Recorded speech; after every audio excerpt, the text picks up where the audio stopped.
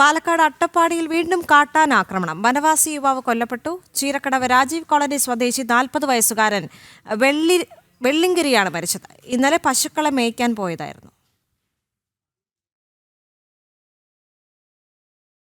ഇന്ന് രാവിലെയാണ് അട്ടപ്പാടി ചീരക്കടവ് രാജീവ് കോളനി സ്വദേശി വെള്ളിങ്കരിയെ കാട്ടാന ആക്രമിച്ച് കൊലപ്പെടുത്തിയ നിലയിൽ കണ്ടെത്തിയത്. ഇന്നലെ പശുക്കളെ മേയ്ക്കാൻ വീട്ടിൽ നിന്ന് പോയതായിരുന്നു വെള്ളിങ്കിരി. എന്നാൽ വൈകുന്നേരമായിട്ടും കാണാതായതോടെ നാട്ടുകാരും ബന്ധുക്കളുമൊക്കെ തിരച്ചിൽ നടത്തി. തുടർന്ന് വനംവകുപ്പിനെയും വിവരമറിയിച്ചു.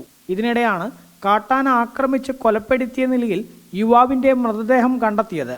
കാട്ടാന ശല്യത്തിൽ സ്വൈര്യജീവിതം നയിക്കാൻ കഴിയാത്ത അവസ്ഥയാണെന്ന് നാട്ടുകാർ പറഞ്ഞു. ഇന്ന് ഇതിൽ വന്നിട്ടുണ്ടെങ്കിൽ നാളെ ടൗണിൽ കൂടി ആയിരിക്കും. ഇതില് വേണമെങ്കിലും എപ്പോൾ വേണമെങ്കിലും വരാം എന്നുള്ളൊരു സ്ഥിതിവിശേഷമായിട്ടുണ്ട്.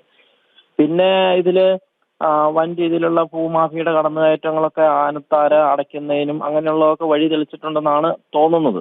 കാരണം സ്ഥിരമായി നടന്നുകൊണ്ടിരുന്ന വഴി അവര് അടയ്ക്കുകയും അതുമൂലം ആന മറ്റുള്ള ഭാഗത്തേക്ക് ഇറങ്ങുകയും അങ്ങനെയുള്ള ഒരു ഇതുണ്ട്. പിന്നെ ആനയുടെ എണ്ണം പെരുകിയതും ഒരു കാരണമാണ് എന്നാണ് തോന്നുന്നത്. കഴിഞ്ഞ മെയ് 31-ന് ചീരക്കടവ് സ്വദേശി തന്നെയായ മല്ലൻ എന്ന വൃദ്ധനും കാട്ടാന ആക്രമണത്തിൽ കൊല്ലപ്പെട്ടിരുന്നു. വെള്ളിങ്കരിയെ പോലെ തന്നെ പശുവിനെ മേയ്ക്കാൻ പോയതായിരുന്നു മല്ലൻ. എന്നാൽ കാട്ടാന ആക്രമിക്കുകയായിരുന്നു. വാരിയെല്ലിനുൾപ്പെടെ പൊട്ടലേറ്റ വൃദ്ധൻ ചികിത്സയിൽ കഴിയുന്നതിനിടെയാണ് മരിച്ചത്.